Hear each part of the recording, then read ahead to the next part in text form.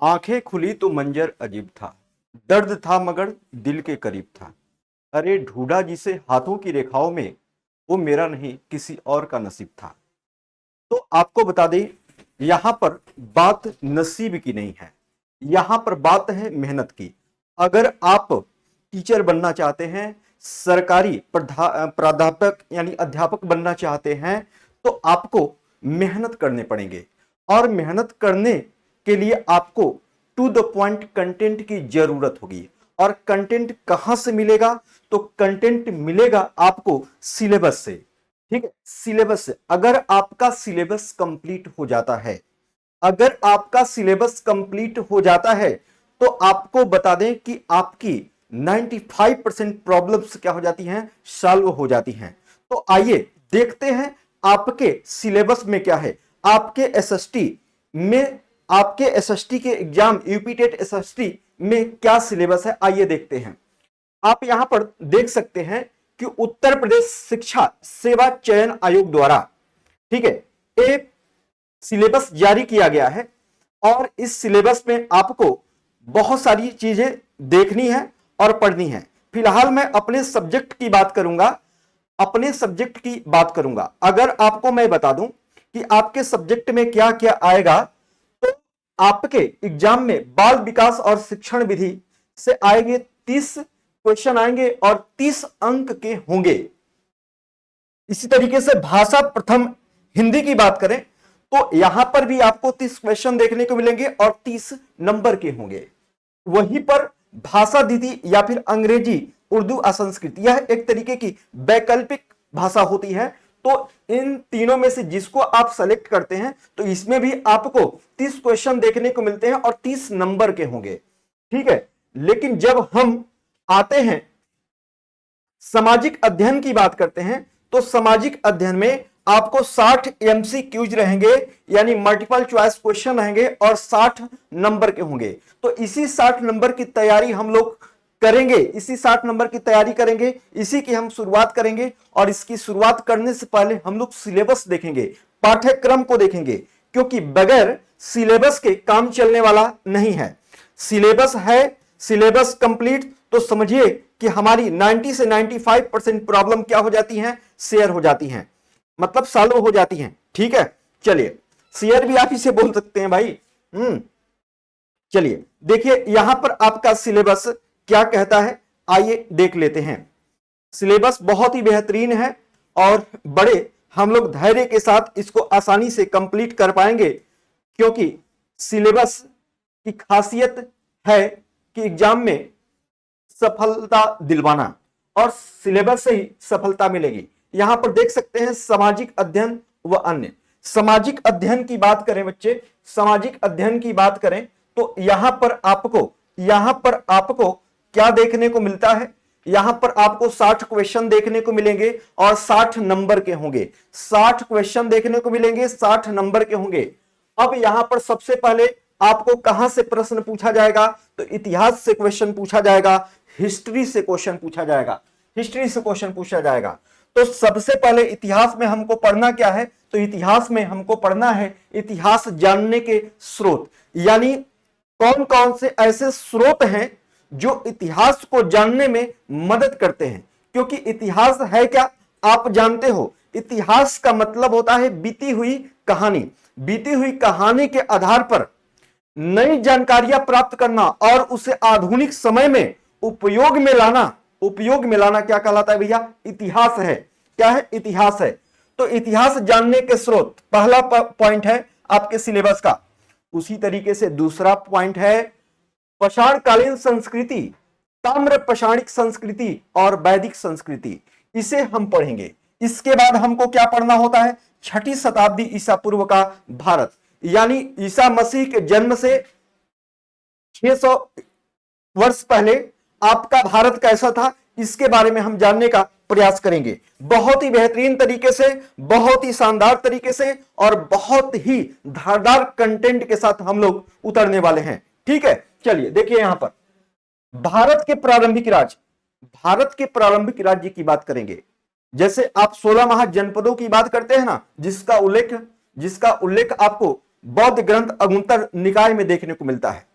बौद्ध ग्रंथ अगुंतर निकाय में देखने को मिलता है।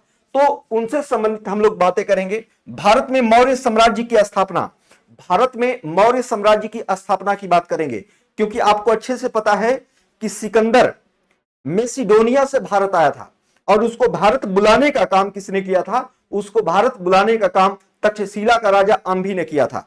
और फिर सिकंदर आता है और झेलम के नीचे हाइडे स्पीच का, झेलम नदी के तट पर हाइडे स्पीच का युद्ध होता है सिकंदर और पोरस के बीच, और फिर सिकंदर जीत जाता है, पोरस हार जाता है, और फिर दोनों के मध्य मित्रता होती है और फिर सिकंदर क्या करता है? वापस कर देता है राज्य को पोरस को, और फिर क्या करता है कि घनानंद पर आक्रमण करने की बात करता है। तो उसकी सेनाएं मना कर देती हैं, बोलती हैं कि महाराज हम लोग बहुत थक चुके हैं, हम लोग अब युद्ध नहीं कर सकते हैं, और फिर ब्यास नदी को पार करने से मना कर देते हैं, और फिर क्या होते हैं? लौट जाते हैं। और लौट जाते हैं तो वहीं बेबीलोन जाते जाते सिकंदर की मृत्यु हो जाती है, टाइफाइड या मलेरिया से इसकी क्या हो जाती है? मृत्यु हो जाती है। ठीक है, फिर उसका जो सेनापति है सेल्यूकस निकेटर, वो बनता है सम्राट, और फिर वही आक्रमण करेगा कहां पर?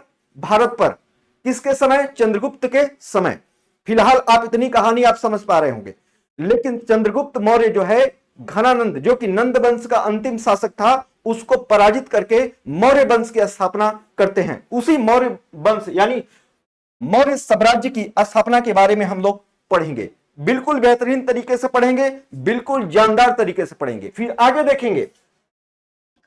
देखेंगे मौर्योत्तरकालीन भारत, गुप्तकाल, राजपूतकालीन भारत, पुष्यभूति वंश और दक्षिण भारत के राज्य, इन पर भी हम लोग क्या करेंगे? चर्चा करेंगे। इन पर भी चर्चा करेंगे। बिल्कुल आप धैर्य बना के बिल्कुल शांतिपूर्वक से अपने सिलेबस को क्या करेंगे? कंप्लीट करेंगे।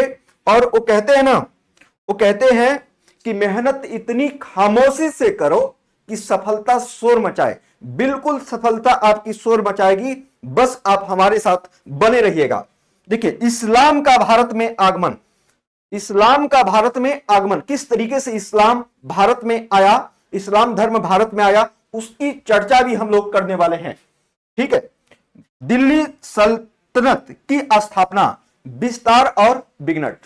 दिल्ली सल्तनत, ठीक है, दिल्ली सल्तनत में कौन कौन से बंदा है? गुलाब खिला तोड़ा सैयद लोदी ने, गुलाब खिला तोड़ा सैयद लोदी ने। हम हिस्ट्री को पढ़ने के लिए, इतिहास को पढ़ने के लिए हम यहां पर कुछ टेक्निक, कुछ ट्रिक का भी क्या करेंगे? हम लोग उपयोग करेंगे। ठीक है, और आपको बता दें कि बिल्कुल इतिहास एक कहानी है। अगर इसका नाम इतिहास है तो इतिहास का मतलब अगर बीती हुई कहानी होता तो वास्तव में इतिहास कहानी ही है। बिल्कुल आपको कहानी की तरह आपके सामने लगेगा कि हां बिल्कुल कोई सीरियल चल रहा है, कोई मूवी चल रही है। ठीक है, देखिए इस्लाम का भारत में आगमन, इसके बाद हम बात करेंगे दिल्ली सल्तनत की स्थापना, विस्तार एवं विघटन की बात करेंगे। ठीक है, उसके बाद मुगल साम्राज्य, संस्कृति एवं पतन। मुगल साम्राज्य की स्थापना कौन करता है? तो मुगल साम्राज्य की स्थापना करता है बाबर। कौन करता है भैया? बाबर। वो कहते हैं ना, बाबर आया, पान खाया, चबाया, घर गया, मर गया। तो इस तरीके की चीजों का भी हम लोग क्या करेंगे? उपयोग करते रहेंगे। ठीक है, तो मुगल साम्राज्य, संस्कृति एवं पतन की बात करेंगे। उसके बाद यूरोपीय शक्तियों का भारत में आगमन एवं अंग्रेजी राज्य की स्थापना। ठीक है, यूरोपीय शक्तियों का भारत में आगमन एवं अंग्रेजी राज्य की स्थापना।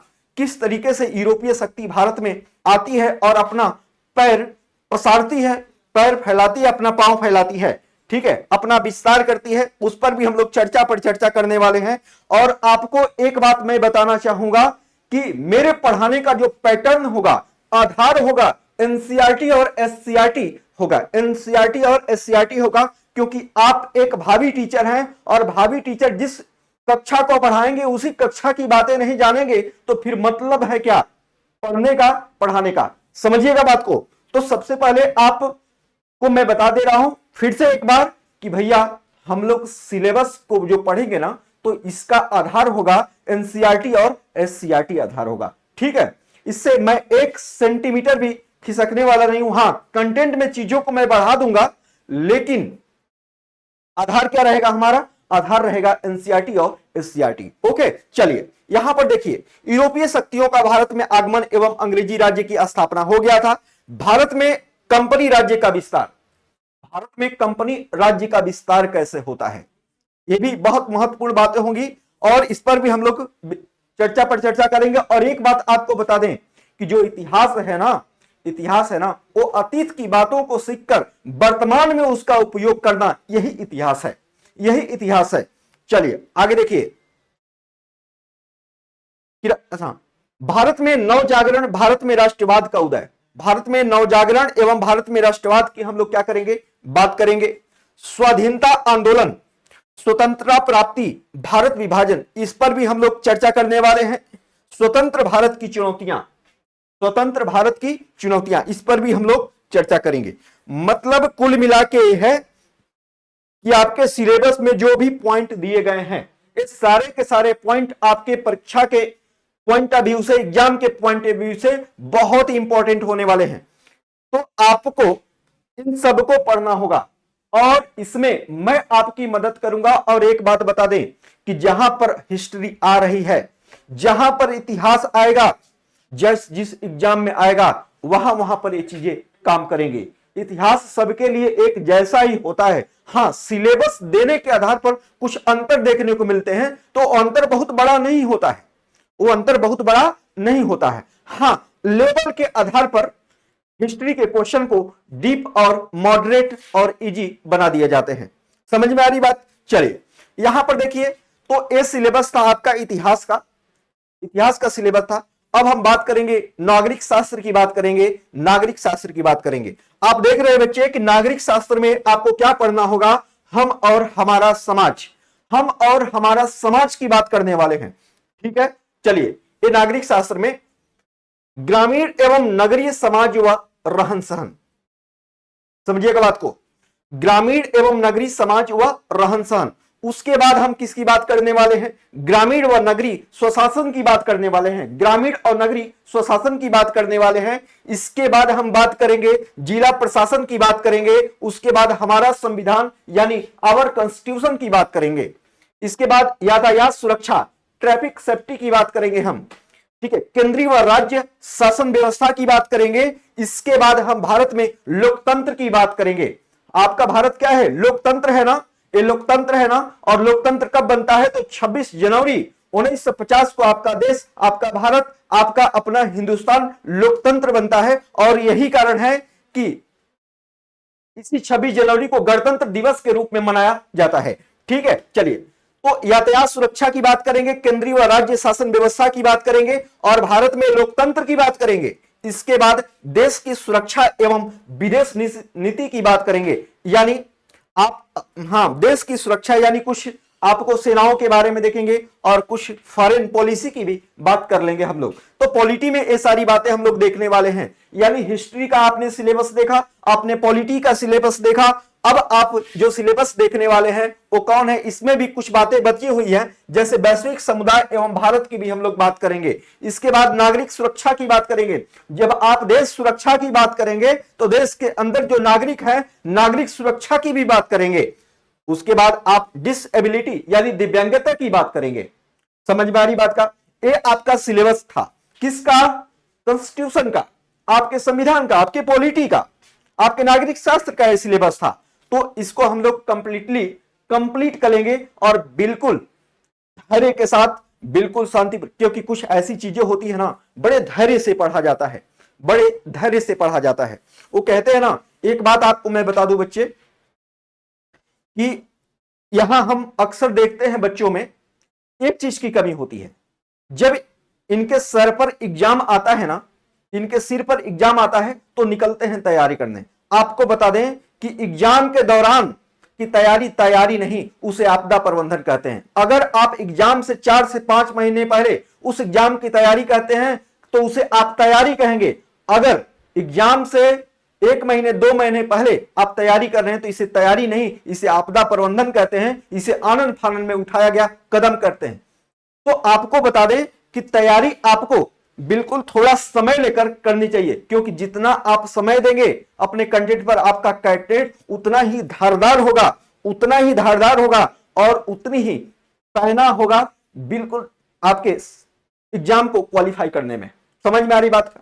चलिए यहां पर देखिए, तो यहां पर आपने हिस्ट्री का सिलेबस देख लिया, उसके बाद आपने पॉलिटी का सिलेबस देख लिया, अब आप देखने वाले हैं ज्योग्राफी का सिलेबस, भूगोल का सिलेबस देखने वाले हैं। और भूगोल ये आपका क्या है, तीसरा सेगमेंट है, तीसरा सेगमेंट है। और इसमें आप देख सकते हैं कि भूगोल में आपको सौरमंडल में पृथ्वी, सौरमंडल में पृथ्वी की बात हम लोग करेंगे कि पृथ्वी की उत्पत्ति कैसे होती है, किस तरीके से ब्रह्मांड बनता है और किस तरीके से सौरमंडल का निर्माण होता है और सौरमंडल में किस तरीके से ग्रहों की उत्पत्ति होती है, इस पर हम लोग बात करने वाले हैं। यानी सौरमंडल में पृथ्वी, उसके बाद ग्लोब, पृथ्वी पर स्थानों का निर्धारण, पृथ्वी की गतियां, इस पर हम लोग बात करते हैं कि किस तरीके से पृथ्वी गति करती है। तो गति करती है तो कहां पर अधिक ताप पड़ता है, कहां पर कम ताप पड़ता है और कहां पर हमेशा ताप पड़ता रहता है। तो इस सारी चीजों पर हम लोग बात करने वाले हैं। उसके बाद हम लोग बात करेंगे बच्चे मानचित्रण, मैपिंग की बात करेंगे। मैपिंग आपके लिए इंपॉर्टेंट होगा, मैपिंग की बात करेंगे। उसके बाद पृथ्वी के 4 परिमंडल, पृथ्वी के 4 परिमंडल की बात करें तो आपको स्थल मंडल, जल मंडल, वायुमंडल और जैवमंडल, इन चारों को कहा जाता है पृथ्वी का परिमंडल, यानी रेल्म ऑफ द अर्थ कहा जाता है। और एक बात आपको बता दें कि इन्हीं को ना पर्यावरण का क्षेत्र कहा जाता है, इन्हीं को पर्यावरण का क्षेत्र कहा जाता है। चलिए आगे देखते हैं। पृथ्वी के 4 परिमंडल हो गए, उसके बाद स्थल मंडल यानी पृथ्वी की संरचना। और पृथ्वी की संरचना की बात करें तो पृथ्वी के आंतरिक संरचना की बात हम लोग मुख्यतः करेंगे, जहां पर सियाल, सीमा, नीफे की बात की गई है। ठीक है, पृथ्वी की संरचना। उसके बाद पृथ्वी के स्थल रूप यानी ट्रोपोग्राफी ऑफ द अर्थ की बात करेंगे, जैसे पर्वत हो गया, पठार हो गया, ठीक है, पहाड़ हो गया, इन सब पर हम लोग बात करने वाले हैं, पृथ्वी के स्थल रूप पर बात करने वाले हैं। विश्व में भारत की क्या स्थिति विश्व में है, इस पर हम लोग बात करने वाले हैं। ठीक है, विश्व में भारत का भौतिक स्वरूप, भारत का भौतिक स्वरूप क्या है, इस पर हम लोग बात विचार करेंगे। मृदा, वनस्पति एवं वन्य जीव, भारत की जलवायु, भारत के आर्थिक संसाधन, यातायात, व्यापार एवं संचार की बात करेंगे। अरे कुल मिला के आपको मैं बता दूं कि आपको पूरा भारत पढ़ना है, पूरा भारत का भूगोल पढ़ना है, लेकिन आपको लग रहा होगा कि इतना सारा हम लोग इतने कम समय में कैसे पढ़ पाएंगे। हम हैं तो फिर किस बात में दम है। आपको बता दें कि बस आप हमसे जुड़िए, फिर देखिए आपके सिलेबस को कैसे कंप्लीट किया जाता है। बस आप रोज की चीजें रोज तैयार करते रहना, रोज की चीजें रोज तैयार करते रहना, बाकी सारी बातें हमारे ऊपर छोड़ दो। ठीक है, चलिए वनस्पति एवं वन्य जीव, कृषि, खनिज, उद्योग धंधे, जनसंख्या एवं नगरीकरण, जनसंख्या एवं नगरीकरण। उसके बाद आप क्या देखने वाले, भारत के मतलब धरातल के रूप, आप धरातल के रूप देखेंगे। उसके बाद बदलने वाले कारक जैसे आंतरिक एवं बाह्य कारक, यानी धरातल के रूप में, और साथ ही साथ इनके बदलने वाले कारक भी, जैसे आंतरिक कारक भी हो सकते हैं, बाह्य कारक भी हो सकते हैं। इसके बाद आप देखें वायुमंडल, जलमंडल, यानी पृथ्वी के परिमंडल में ही ये सारी बातें आ जाएंगी। पृथ्वी के परिमंडल में यहां पर वायुमंडल की बात करें तो वायुमंडल की संरचना की बात करेंगे। और वायुमंडल में जितने भी वायुमंडल की परतें हैं, वायुमंडल को 5 परतों में विभाजित किया गया है। कौन कौन से बच्चे, तो आपको अच्छे से पता है कि यहां पर आपको नीचे वाला जो है क्षोभ मंडल, समताप मंडल, समताप मंडल के बाद मध्य मंडल, मध्य मंडल के बाद आयन मंडल, और आयन मंडल का ही कुछ भाग ताप मंडल कहलाता है, उसके बाद बाह्य मंडल। ठीक है, तो इन 5 मंडलों की हम लोग बात करेंगे, लेकिन कहां पर बात करेंगे, तो पृथ्वी के वायुमंडल की संरचना में बात करेंगे। यानी कुल मिला के हम लोग पृथ्वी का जो परिमंडल पढ़ेंगे उसी में ये सारी बातें हो चुकी होंगी। ठीक है, चलिए संसार के प्रमुख प्राकृतिक प्रदेश एवं जनजीवन, खनिज संसाधन, उद्योग धंधे, आपदा एवं आपदा प्रबंधन की हम लोग बात करेंगे। आपदा एवं आपदा प्रबंधन, आपको बता दें कि अगर आप ये चीज पढ़ लेते हो, अगर आप पीआरटी के स्टूडेंट भी हो, अगर आप 1 से 5 तक दे रहे हो, तो भी ये सिलेबस आपके लिए बहुत ही फायदेमंद साबित होने वाला, बहुत ही फायदेमंद का पूरा फायदेमंद ही साबित होने वाला है। आपके लिए रामबाण है ये सिलेबस। ठीक है, चलिए उसके बाद हम लोग किसकी बात करने वाले हैं बच्चे, पर्यावरणीय अध्ययन की बात करने वाले हैं, इन्वायरमेंटल स्टडीज की बात करने वाले हैं। इन्वायरमेंटल स्टडीज में आपको क्या पढ़ना होगा तो आपको पढ़ना होगा पर्यावरणीय प्राकृतिक संसाधन एवं उनकी उपयोगिता। उसके बाद हम लोग पढ़ेंगे प्राकृतिक संतुलन, संसाधनों का उपयोग, जनसंख्या वृद्धि का पर्यावरण पर प्रभाव, पर्यावरण प्रदूषण, अपशिष्ट प्रबंधन, आपदाएं, पर्यावरणविद, पर्यावरण के क्षेत्र में पुरस्कार, पर्यावरण दिवस, पर्यावरण कैलेंडर। तो ये सारी बातें हम लोग करने वाले हैं, ठीक है। और ये है भैया यूपी टेट 6 से 8 जूनियर का एसएसटी का सिलेबस, ठीक है। अगर आप सोचिए ये सारा सिलेबस आप कंप्लीट कर लेते हैं तो आपको कहीं से कुछ पढ़ने की जरूरत नहीं है, और वहां पर तो बिल्कुल पढ़ने की जरूरत नहीं है जहां पर अमन सर का कंटेंट आपके कॉपी में होगा, ठीक है। तो इसके लिए आपको जुड़ना होगा। चलिए और देखिए, तो ये सिलेबस है आपका। इस सिलेबस को आप क्या करिएगा, नोट डाउन कर लीजिएगा। कौन कौन सा सिलेबस आपको नोट डाउन करना है, एक चार्ट में आपको बता दे रहे हैं। यहां पर आपको इतिहास का ये पूरा पोर्शन है, इसे नोट डाउन कर लीजिएगा। नागरिक शास्त्र इसका सिलेबस नोट डाउन कर लीजिएगा। भूगोल इसका सिलेबस नोट डाउन कर लीजिएगा, और पर्यावरणीय अध्ययन इसका सिलेबस नोट डाउन कर लीजिएगा। और एक बात मैं आपको बता दूं कि थोड़ा सा आपको एक्टिविटी करना पड़ेगा।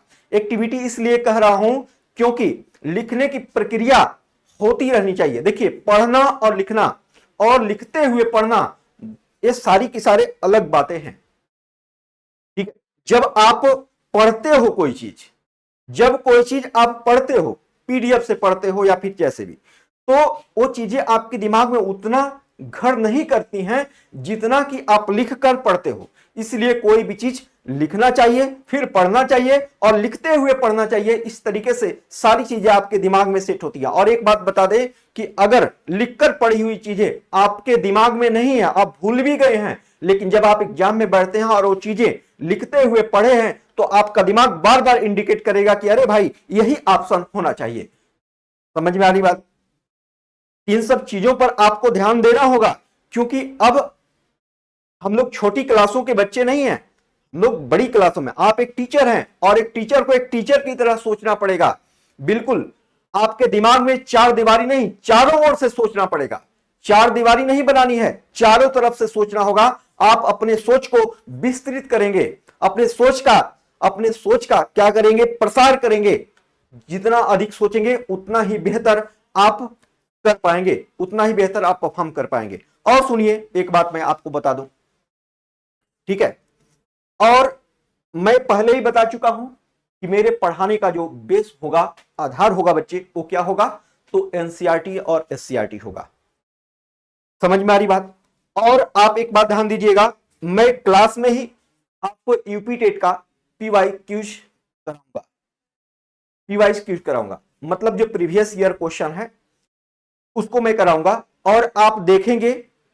मैं इसीलिए उसको कराऊंगा कि भैया देख लो कि जो चीजें हमने पढ़ाया है वो चीजें बिल्कुल आपके सिलेबस से टच करती है कि नहीं। सिलेबस तो है ही है, पढ़ाऊंगा तो इसी में से पढ़ाऊंगा, लेकिन फिर भी आपको लगना चाहिए, और साथ ही साथ आपको अभ्यास भी होना चाहिए, और आपको बता दें कि आप सप्ताह में कम से कम 2 सेट आपको लगाने पड़ेंगे, क्योंकि भीड़ बहुत ज्यादा है, और जहां पर भीड़ ज्यादा होगी वहां पर कंपटीशन ज्यादा होता है। और जब कंपटीशन ज्यादा होता है तो जाहिर सी बात है कि आप भले पास हो जाते हैं, लेकिन आगे आने वाले पड़ाव में दिक्कतें उठानी पड़ती है। इसलिए आपको अपना सिलेबस कंप्लीट करके, एक बेहतरीन नोट्स बनाकर, नोट्स को कंठ करके, याद करके, चाहे समझकर, चाहे जिस भी तरीके से आप उसे रेडी करेंगे, ठीक है।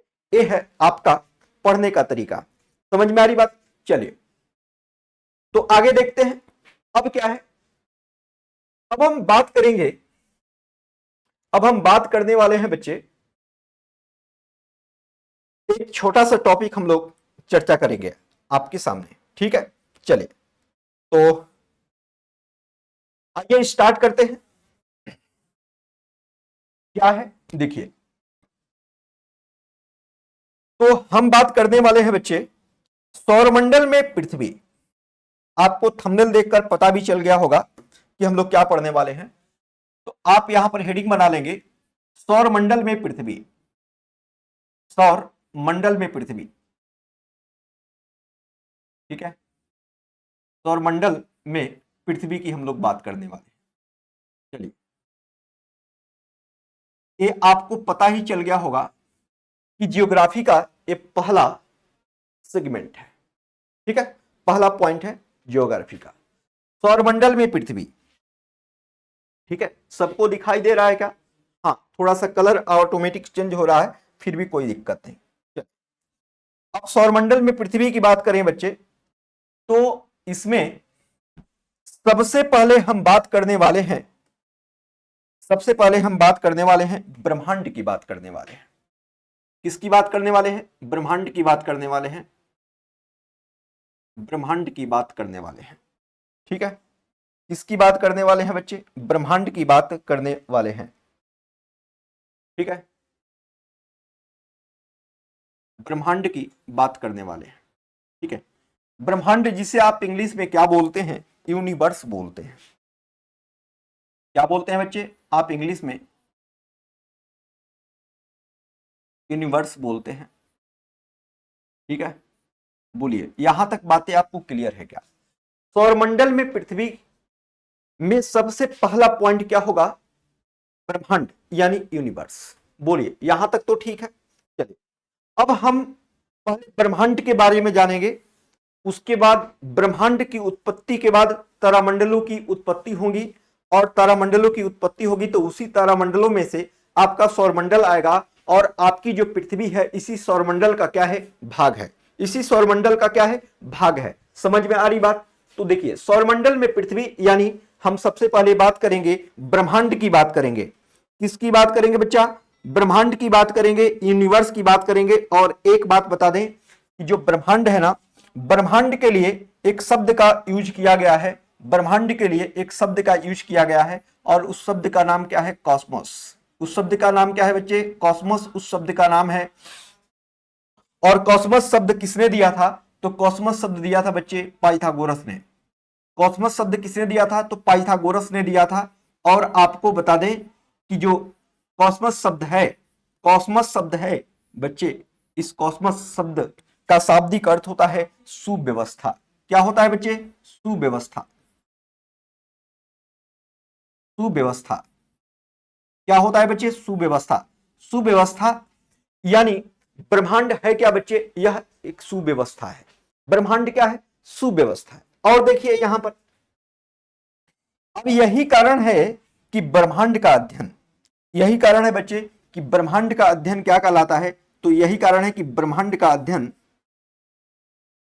ब्रह्मांड का अध्ययन, ब्रह्मांड का अध्ययन,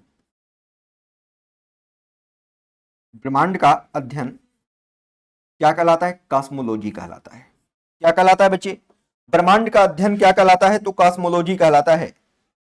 कॉस्मोलॉजी कहलाता है। कॉस्मोलॉजी कहलाता है। ब्रह्मांड का अध्ययन क्या कहलाता है बच्चे? कॉस्मोलॉजी कहलाता है। ठीक है, चलिए, ब्रह्मांड का अध्ययन क्या कहलाता है बच्चे? कॉस्मोलॉजी कहलाता है। एक और ब्रह्मांड के अध्ययन से संबंधित बात करता है एस्ट्रोनॉमी। ठीक है, एस्ट्रोनॉमी, एस्ट्रोनॉमी। ठीक है, क्या करता है भैया? एस्ट्रोनॉमी भी ब्रह्मांड के अध्ययन की बात करता है। ठीक है, अब सुनिएगा ब्रह्मांड क्या है बच्चे, सुनिएगा ब्रह्मांड है क्या। तो आपको बता दें कि जो ब्रह्मांड है ना, द्रव्यमान और ऊर्जा, द्रव्य और ऊर्जा का सम्मिलित रूप है। ब्रह्मांड है क्या? तो द्रव्य और ऊर्जा के सम्मिलित रूप को ब्रह्मांड कहते हैं। जब आप कक्षा 6 की एनसीईआरटी या फिर एससीईआरटी पढ़ेंगे तो पहला चैप्टर है, पहला चैप्टर है इस एनसीईआरटी में, पहला चैप्टर है सौरमंडल में पृथ्वी। ठीक है, और एससीईआरटी में पहला चैप्टर है हमारी पृथ्वी। समझ में आ रही बात क्या? दोनों एक ही जैसे चैप्टर हैं, तो आप जाकर वहां पर पढ़ सकते हैं। फिलहाल मैं वही चीजें मैं यहां पर डिस्कस कर रहा हूं, बिल्कुल बेहतरीन तरीके से आपके समझने लायक चीजें मैं आपके सामने डिलीवर कर रहा हूं। ठीक है, देखिए तो ब्रह्मांड का अध्ययन क्या कहलाता है बच्चे? कॉस्मोलॉजी, जिसे आप एस्ट्रोनॉमी भी, ब्रह्मांड का अध्ययन जो है, ब्रह्मांड के अध्ययन से आपको एस्ट्रोनॉमी भी क्या है? संबंधित है। इसे अंतरिक्ष की भी कहा जाता है। कॉस्मोलॉजी जो है ब्रह्मांड का अध्ययन है।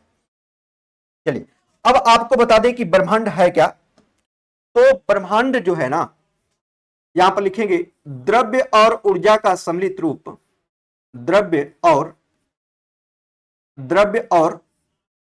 ऊर्जा का सम्मिलित रूप, द्रव्य और ऊर्जा का सम्मिलित रूप, द्रव्य और ऊर्जा का सम्मिलित रूप, सम्मिलित रूप, द्रव्य और ऊर्जा का जो सम्मिलित रूप है, सम्मिलित रूप ब्रह्मांड कहलाता है। क्या कहलाता है बच्चे? ब्रह्मांड कहलाता है, ब्रह्मांड कहलाता है। ठीक है, ब्रह्मांड कहलाता है। ठीक है, बोलिए यहां तक कोई दिक्कत है क्या? बोलिए, नहीं ना। तो द्रव्य और ऊर्जा का जो सम्मिलित रूप है बच्चे, उसे आप क्या बोलते हैं? ब्रह्मांड कहते हैं। ब्रह्मांड कहते हैं। द्रव्य और ऊर्जा का सम्मिलित रूप क्या कहलाता है बच्चे? ब्रह्मांड कहलाता है। ठीक है, चलिए आगे देखिए। ठीक है, लिखिए ब्रह्मांड का निर्माण, यहां पर लिखेंगे ब्रह्मांड का निर्माण, ब्रह्मांड ब्रह्मांड का निर्माण, का निर्माण निर्माण सूक्ष्मतम अणु से लेकर, सूक्ष्मतम सूक्ष्मतम अणु से लेकर, सूक्ष्मतम अणु से लेकर, सूक्ष्मतम अणु से लेकर लेकर लेकर करोड़ों महाकाय आकाशगंगाओं के मिलने से बना है। ठीक है, सूक्ष्म अणु से लेकर महाकाय करोड़ों आकाशगंगाओं, महाकाय महाकाय करोड़ों करोड़ों आकाशगंगाओं, आकाश गंगाओं, महाकाय करोड़ों आकाश गंगाओं, आकाश गंगाओं, जिसे आप इंग्लिश में क्या बोलते हैं? गैलेक्सीज बोलते हैं। क्या बोलते हैं बच्चे? गैलेक्सीज। महाकाय करोड़ों आकाश गंगाओं के मिलने से बना है। ठीक है, महाकाय करोड़ों आकाश गंगाओं के मिलने से बना है। ठीक है, समझ में आ रही बात क्या? मिलने से बना है। लिखिएगा ब्रह्मांड का व्यास मिलने से हुआ है, यहां पर हुआ है कर लीजिएगा। ठीक है, मिलने से हुआ है। ठीक है, बोलिए कोई दिक्कत है क्या यहां तक? हाँ या ना बोलिएगा। नहीं ना, चलिए आगे देखिएगा। इसमें आगे आपकी बात करें तो आपको बता दें बच्चे कि ब्रह्मांड का व्यास, जो ब्रह्मांड का व्यास है ना, ब्रह्मांड का व्यास, ब्रह्मांड का व्यास, ब्रह्मांड का जो व्यास है बच्चे कितना है? 10⁸ प्रकाश वर्ष। कितना है? 10⁸ प्रकाश वर्ष है। 10⁸ प्रकाश वर्ष है, प्रकाश वर्ष। और आपको अच्छे से पता है बच्चे कि प्रकाश वर्ष है क्या? तो यह दूरी का दूसरा सबसे बड़ा मात्रक है। ठीक है, ब्रह्मांड का जो व्यास है वो कितना है? 10⁸ प्रकाश वर्ष है। 10⁸ प्रकाश वर्ष है। ब्रह्मांड में अनुमानतः 100 अरब आकाश गंगाएं हैं। ब्रह्मांड में अनुमानतः, ब्रह्मांड में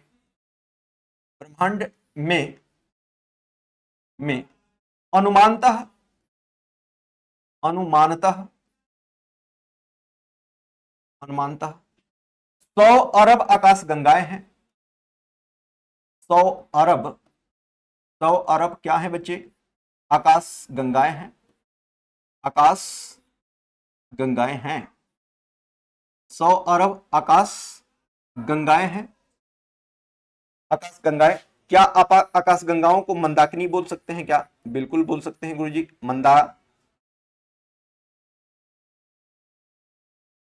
मंदाकिनियां हैं, ठीक है। प्रत्येक आकाशगंगा में, प्रत्येक प्रत्येक आकाशगंगा में, प्रत्येक आकाश गंगा में, प्रत्येक आकाश गंगा में 100 अरब तारे हैं। प्रत्येक आकाश गंगा में लगभग लगभग लगभग 100 अरब तारे हैं, ठीक है, 100 अरब तारे हैं। तो अगर आपसे पूछा जाए कि आपके ब्रह्मांड का व्यास कितना है बच्चे, तो आप बताएंगे 10⁸ प्रकाश वर्ष है। और आपके ब्रह्मांड में लगभग 100 अरब क्या है? आकाश गंगाएं हैं, मंदाकिनियां हैं, गैलेक्सीज है, ठीक है कि नहीं है? और आपको बता दें कि प्रत्येक आकाश गंगा में लगभग 100 अरब क्या हैं? तारे हैं, लगभग 100 अरब तारे हैं, ठीक है, 100 अरब तारे हैं। अब यहां पर बात करें बच्चे ब्रह्मांड की उत्पत्ति की। किसकी बात करें? ब्रह्मांड की उत्पत्ति की बात करें तो आप यहां पर हेडिंग बना लेंगे ब्रह्मांड की उत्पत्ति, ब्रह्मांड की उत्पत्ति, ठीक है, ब्रह्मांड ब्रह्मांड की उत्पत्ति, ठीक है। चलिए यहां पर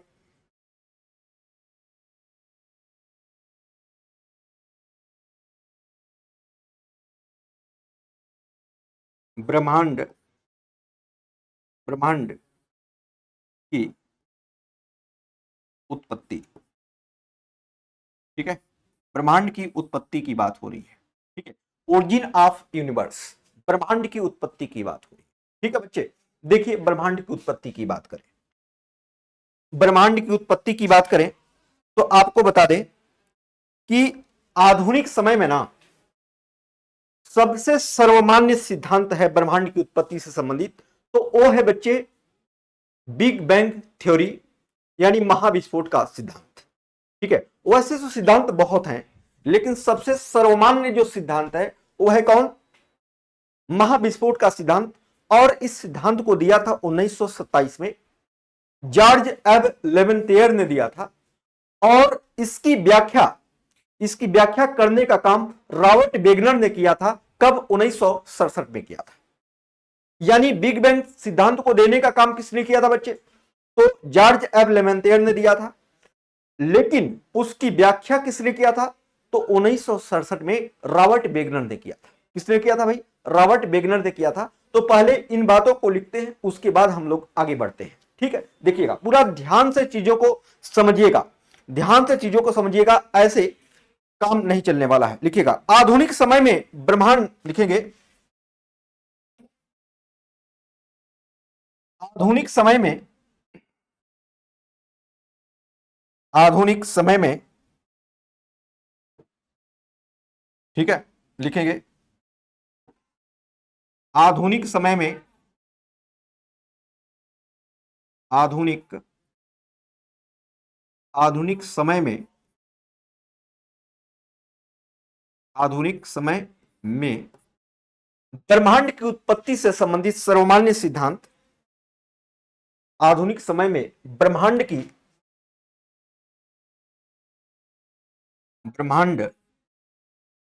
ब्रह्मांड की उत्पत्ति से संबंधित सर्वमान्य सिद्धांत,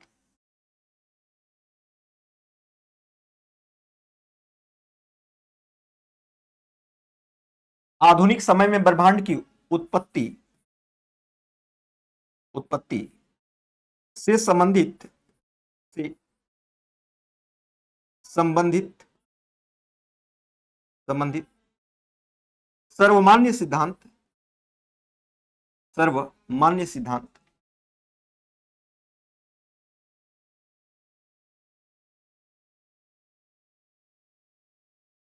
सर्व मान्य सिद्धांत, ठीक है, आधुनिक समय में ब्रह्मांड की उत्पत्ति से संबंधित सर्वमान्य सिद्धांत, सर्वमान्य सर्वमान्य सिद्धांत, सर्वमान्य सिद्धांत कौन है बच्चे? तो आप जानते ही हैं, सर्वमान्य सिद्धांत महाविस्फोट का सिद्धांत है। कौन है बच्चे? महाविस्फोट का सिद्धांत है। महाविस्फोट का सिद्धांत है। महाविस्फोट का सिद्धांत है, ठीक है, सिद्धांत है। और जो महाविस्फोट का सिद्धांत है बच्चे, ठीक है, जिसे आप क्या बोलते हैं? जिसे आप बोलते हैं बिग बैंग थ्योरी बोलते हैं। क्या बोलते हैं? बिग बैंग थ्योरी कहते हैं। क्या बोलते हैं बच्चे? बिग बैंग थ्योरी बोलते हैं। महाविस्फोट का सिद्धांत है, महाविस्फोट का सिद्धांत है, सिद्धांत है जिसे जिसे विस्तारित, जिसे आप क्या बोलते हैं बच्चे? जिसे आप बोलते हैं विस्तारित ब्रह्मांड परिकल्पना भी बोलते हैं। जिसे आप क्या बोलते हैं? विस्तारित ब्रह्मांड परिकल्पना भी बोलते हैं। जिसे जिसे विस्तारित विस्तारित विस्तारित ब्रह्मांड ब्रह्मांड ब्रह्मांड परिकल्पना भी बोलते हैं। परिकल्पना, जिसे आप क्या बोलते हैं बच्चे? विस्तारित ब्रह्मांड परिकल्पना भी कहते हैं। कल्पना, परिकल्पना। इसको इंग्लिश में अगर जो आप लिखना चाहते हैं तो बच्चे यहां पर आप लिख सकते हैं, ठीक है, एक्सपेंडिंग यूनिवर्स हाइपोथेसिस, ठीक है, एक्सपेंडिंग यूनिवर्स हाइपोथेसिस,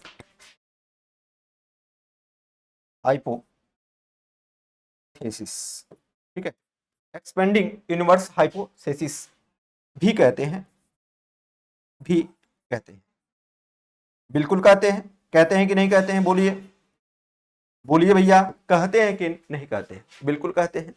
यानी इसे आप विस्तारित ब्रह्मांड परिकल्पना भी कहते हैं, यानी एक्सपेंडिंग यूनिवर्स हाइपोथेसिस भी कहते हैं, ठीक है। अब देखिएगा, जो महाविस्फोट का सिद्धांत है ना, इसे शॉर्ट में आप क्या बोलेंगे? बीबीटी बोलेंगे, बिग बैंग थ्योरी, बीबीटी, ठीक है। चलिए, तो इसके लिए नया पेज लेते हैं, आते हैं, देखिए बीबीटी। अब देखिए बीबीटी, बीबीटी को बीबीटी को बीबीटी को बीबीटी को बीबीटी को 1927 में, बीबीटी को 1927 में, कब बच्चे? 1927 में। यहां पर आप इसे लिख लेंगे, बीबीटी को 1927 में जॉर्ज एब लेमेंतियर ने दिया था। किसने दिया था बच्चे? जॉर्ज एब लेमेंतियर ने दिया था, ठीक है। चलिए, तो लिख सकते हैं बीबीटी को 1927 में जॉर्ज जॉर्ज एब जॉर्ज लेमेंतियर ने दिया था। एब जॉर्ज लेमेंतियर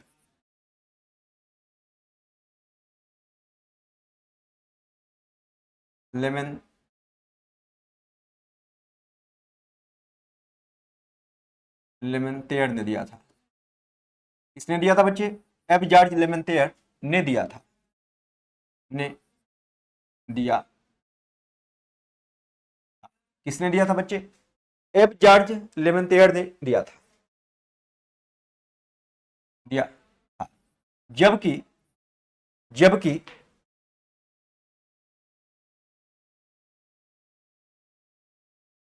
जबकि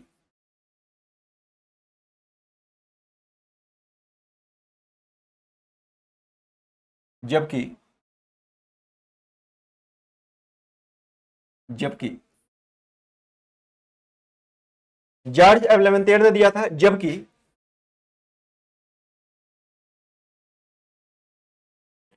किसने दिया था भैया? जॉर्ज एफ लेमेंतियर ने दिया था,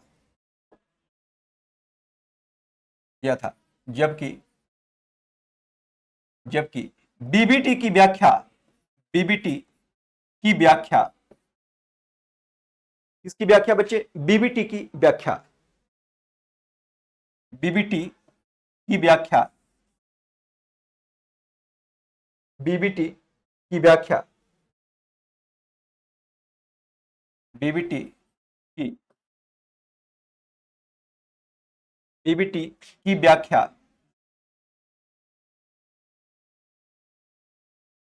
बीबीटी की व्याख्या,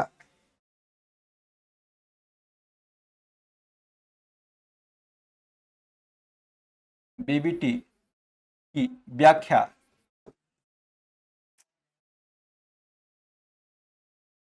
बीबीटी की व्याख्या,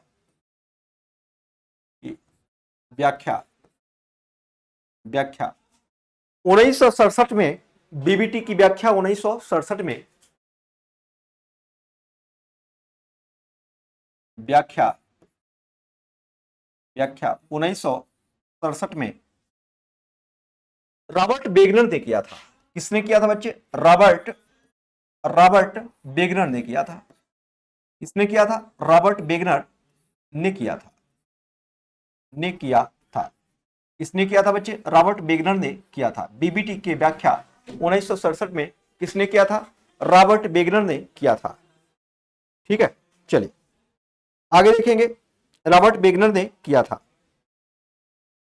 चलिए, तो आपको बता दें बच्चे कि ये जो चीजें हैं, आपने क्या देखा? आपने यही देखा ना, आपने देखा कि ब्रह्मांड है क्या।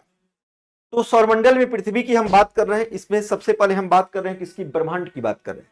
ब्रह्मांड बोले तो यूनिवर्स, और यूनिवर्स के लिए कॉस्मोस शब्द का यूज सबसे पहले किसने किया था? पाइथागोरस ने। यानी ब्रह्मांड क्या है? सुव्यवस्था है, और इसको इंग्लिश में, सुव्यवस्था को इंग्लिश में कॉस्मोस कहते हैं। और यही कारण है कि ब्रह्मांड का अध्ययन क्या कहलाता है? कॉस्मोलॉजी कहलाता है। ठीक है, ब्रह्मांड का अध्ययन क्या कहलाता है बच्चे? कॉस्मोलॉजी, या फिर आप एस्ट्रोनॉमी भी बोलते हैं। ब्रह्मांड है क्या? तो द्रव्य और ऊर्जा का सम्मिलित रूप है, द्रव्य और ऊर्जा का सम्मिलित रूप है, जिसे आप क्या बोलते हैं? ब्रह्मांड कहते हैं। और ब्रह्मांड का निर्माण सूक्ष्मतम अणु से लेकर महाकाय करोड़ों आकाश गंगाओं के मिलने से हुआ है। ठीक है, अब आपको बता दें कि ब्रह्मांड का जो व्यास है ना, 10⁸ प्रकाश वर्ष है। और प्रकाश वर्ष है क्या बच्चे? तो यह दूरी का दूसरा सबसे बड़ा मात्रक है। पहला पारसेक है, लेकिन दूसरा सबसे बड़ा मात्रक कौन है? प्रकाश वर्ष है। हम आगे इसको देखने वाले हैं, इसका टेंशन नहीं है। ब्रह्मांड में अनुमानतः 100 अरब आकाश गंगाएं हैं। 100 अरब क्या है बच्चे? आकाश गंगाएं हैं, जिसे आप मंदाकिनियां भी बोल सकते हैं, गैलेक्सीज भी बोल सकते हैं। प्रत्येक आकाश गंगा में लगभग 100 अरब क्या है? तारे हैं। लगभग कितने तारे हैं? 100 अरब तारे हैं। और ब्रह्मांड की उत्पत्ति आधुनिक समय में, ब्रह्मांड की उत्पत्ति से संबंधित बात करें तो आधुनिक समय में सबसे सर्वमान्य अगर कोई सिद्धांत है बच्चे, तो वो कौन है? वो कौन है बच्चे? तो महाविस्फोट का सिद्धांत, जिसे आप बिग बैंग थ्योरी भी बोलते हैं। Big bang theory, big bang theory को आप विस्तारित ब्रह्मांड परिकल्पना भी बोलते हैं, एक्सपेंडिंग हाइपोथेसिस थ्योरी भी बोलते हैं, सॉरी एक्सपेंडिंग यूनिवर्स हाइपोथेसिस भी कहते हैं। ठीक है, चलिए और आगे बात करें बच्चे, तो बीबीटी यानी बिग बैंग थ्योरी को देने का काम किसने किया था? तो बीबीटी यानी बिग बैंग थ्योरी को देने का काम किया था जॉर्ज लेमेंतियर ने। लेकिन इसकी व्याख्या किसने किया था? तो इसकी व्याख्या किया था बच्चे 1967 में, 1967 में रॉबर्ट बेगनर ने किया था। समझ में आ रही बात क्या? रॉबर्ट बेगनर ने किया था। अब इसी के बाद हम लोग आगे की क्लास क्या करेंगे? कल कंटिन्यू करेंगे। ठीक है, मतलब नेक्स्ट सेशन में कंटिन्यू करेंगे। तब तक के लिए धन्यवाद, थैंक यू। खुश रहिए, आबाद रहिए, घर रहिए चाहे इलाहाबाद रहिए, चाहे जहां भी रहिए, जिंदाबाद रहिए और अपने मम्मी पापा का नाम रोशन करते रहिए। Okay, thank you very much.